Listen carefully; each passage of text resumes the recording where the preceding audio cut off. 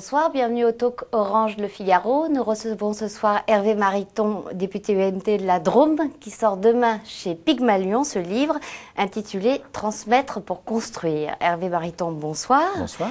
Vous consacrez un chapitre de votre livre à l'éthique du numérique. Un de nos internautes vous demande précisément si vous trouvez le net trop permissif. Alors, est-ce que le net est trop permissif? Le net est un endroit de liberté et je crois que, vu de droite en particulier, on serait complètement à côté de la plaque de cogner sur le net et de l'attaquer au nom de sa permissivité. Il n'est pas permissif, il est ce qu'on en fait. C'est pour ça qu'il faut le juste niveau de régulation. C'est pour ça que j'ai fait un rapport sur l'éthique du numérique. C'est pour ça que je reprends un certain nombre d'analyses et de propositions dans mon livre. Oui, il faut un certain nombre de règles dans le monde numérique, mais le monde numérique n'est pas permissif en tant que tel. C'est un remarquable espace de liberté. C'est un espace aussi de croissance, d'imagination, d'innovation. Enfin, on a besoin d'imagination, quoi, dans notre pays. On ne va pas se mettre à trouver que le net comme ça serait permissif, enfin. Toujours dans votre livre, vous vous opposez d'entrée transmettre et rompre. En quoi le concept de rupture vous gêne-t-il? Parce que la rupture, c'est d'une certaine manière la théorie communiste du passé faisons table rase. Je ne crois pas qu'il faille faire table rase du passé. Je crois que les choses sont souvent plus subtiles, souvent plus compliquées. Puis d'ailleurs, la rupture, ça ne peut pas marcher deux fois. Prenez l'élection présidentielle en 2012. Est-ce que vous imaginez que Nicolas Sarkozy puisse de nouveau, en 2012, s'il est candidat, faire campagne au nom de la rupture? Évidemment, ça n'est pas possible, donc il faut trouver autre chose. Et je propose la transmission, parce que je trouve que la transmission peut être un heureux guide, quelque chose de fécond, un paradigme, comme on dit, pour l'action politique dans tout plein de domaines. Au fond, faire en sorte que, quand on a fait les choses, on se trouve un peu mieux qu'avant de les avoir démarrées. Mais toute rupture est-elle mauvaise? Par exemple, l'attitude de Nicolas Sarkozy au déjeuner des dirigeants européens jeudi dernier, quand il a été question des Roms, est-ce que ce n'est pas une rupture bienvenue avec une certaine hypocrisie? Mais il n'est pas interdit d'avoir son franc-parler. Je secoue moi-même volontiers le politiquement correct et je crois que le président de la République a aussi raison de dire parfois ce qui n'est pas d'usage de dire entre chefs d'État ou même dans le débat politique français. Pour autant, la rupture ne doit pas être un objectif en tant que tel. Je crois qu'il faut dire les choses très librement. J'essaye d'être un homme libre. La rupture ne doit pas être un objectif en soi. Je ne suis même pas sûr que ce soit une méthode. Simplement, la transmission, ça n'est pas quelque chose de ringard, c'est pas l'héritage, c'est ce qu'on transmet vers l'avenir. Et puis la transmission n'interdit pas la modernité, l'imagination, le franc-parler, des évolutions. On parlait d'éthique du numérique, le monde change, il faut faire face aux problèmes tels qu'ils sont. Mais enfin, si on veut bien régler la question des Roms, il est aussi important de savoir d'où on vient, pour savoir où on va, de mesurer la complexité du sujet, de mesurer par exemple, tout le monde est d'accord en France pour le dire aujourd'hui, mais peut-être qu'on aurait dû le dire dès le début, qu'il y a évidemment une dimension européenne au sujet. Cela veut dire qu'il avait raison sur le fond? Mais cela veut dire que lorsque la question des campements, de manière générale, a été évoquée, il a eu raison de le faire. Clairement, la circulaire qui ciblait les Roms est une bêtise. Grand 1, les campements, est-ce qu'on a raison de vouloir les démanteler lorsqu'ils sont illégaux? La réponse est oui, mais évidemment beaucoup plus dans la manière de faire. De nouveau, rupture versus transmission. La manière était mauvaise? La manière n'a pas toujours été idéale parce que parfois on enfle un peu la communication. Et puis, sur quel point précisément? Par exemple, la circulaire n'était pas heureuse de ce point de vue-là. Elle a été retirée. Par exemple, je dis depuis quelques semaines que tout le débat sur la déchéance de la nationalité, pour prendre une autre partie de la séquence sécuritaire de l'été, et c'est important de répondre à nos consignes en termes de sécurité. Je suis maire et je mesure ce que les gens attendent en termes de sécurité. Eh bien, cette séquence était utile en tant que telle. Quand on parle de déchéance, chacun comprend que ça ne peut s'adresser qu'à un tout petit nombre de personnes. Et heureusement, au fond, ce qu'on ne va pas se mettre à déchoir les gens de la nationalité comme cela par série.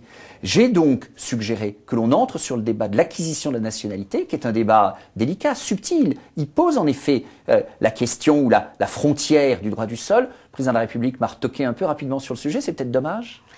Est-ce que vous pensez que cette prise de bec, puisqu'on peut l'appeler comme ça, qui a eu lieu entre dirigeants européens, peut nuire, bien que vous soyez assez d'accord sur le fond, si j'ai bien compris, peut nuire à l'autorité de Nicolas Sarkozy quand la France présidera le G20 en novembre, voire pour le G8 en janvier?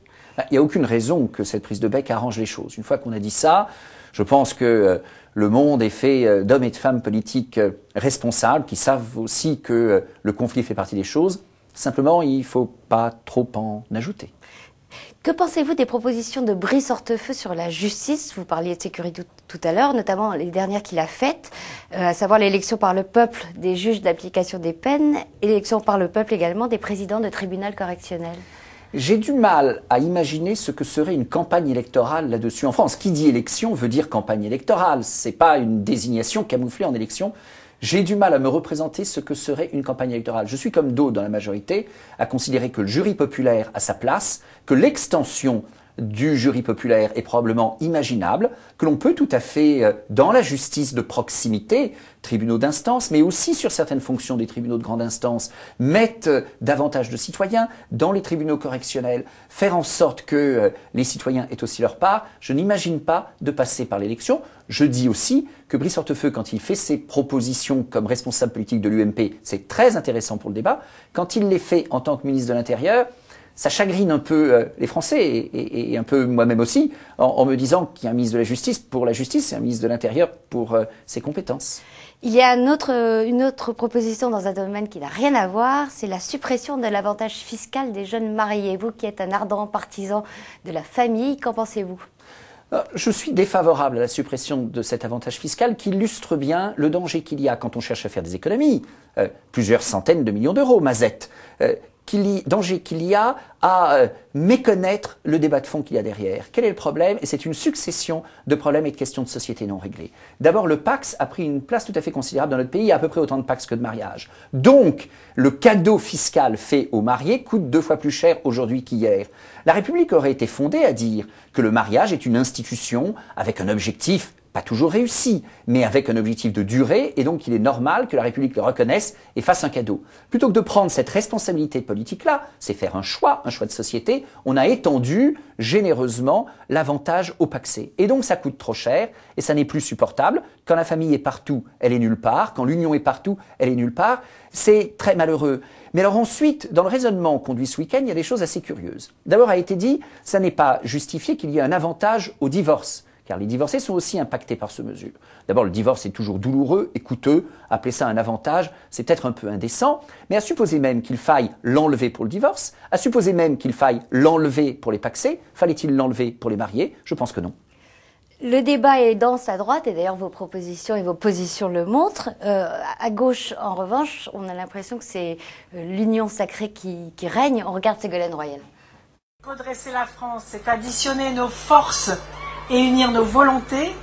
Redresser la France, c'est dire non à cette société de toutes les peurs pour bâtir une société de l'espoir qui s'occupe d'abord d'améliorer la vie de tous les jours. Redresser la France, c'est faire briller à nouveau notre devise républicaine, liberté, égalité, fraternité. Alors, la fraternité, c'est le sentiment qui semblerait régner aujourd'hui entre Ségolène Royal et Martine Aubry. Est-ce que vous y croyez?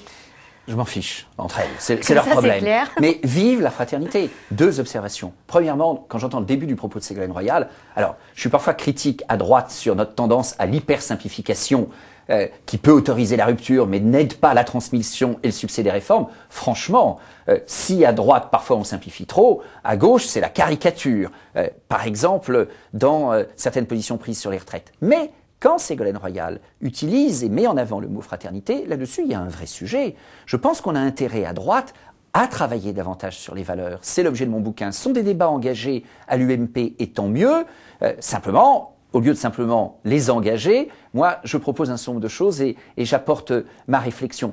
Le débat sur les retraites. On a aujourd'hui un débat paramétré, 62 ans, 67 ans. Si on s'arrête à ce débat sec, ça va tourner au référendum, êtes-vous pour ou contre? Et le risque est considérable que les gens finissent par dire on est contre. Il faut donner de la densité à ce débat.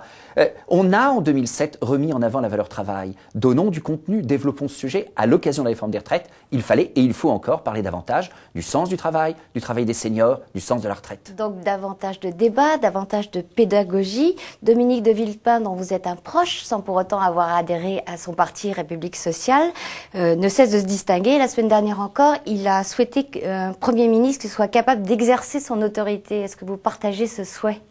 Mais je pense que la République est mieux gouvernée lorsque le président de la République assume complètement sa fonction et le président de la République complètement la sienne. Et il y a depuis 2007. Cela signifie que François Fillon ne l'assume pas? Mais François Fillon est un Premier ministre de très grande qualité, mais qui se meut dans une feuille de route trop contrainte. Et clairement, depuis 2007, les responsabilités du Premier ministre sont très limitées. Et je trouve dommage, à la fois pour le Premier ministre, mais dans le fonctionnement de la République. Clairement, un certain nombre d'arbitrages interministériels sont nécessaires, qui ne peuvent pas tous remonter à l'Élysée, dont certains doivent être pris à Matignon.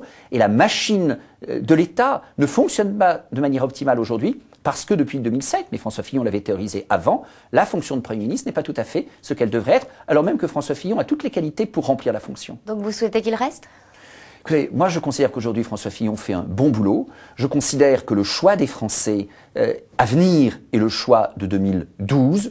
Donc je pense qu'il faut toujours mettre davantage d'énergie dans le moteur de l'exécutif et dans le moteur de la majorité. Je ne pense pas que ça s'apprécie essentiellement par un choix ou un changement de Premier ministre demain.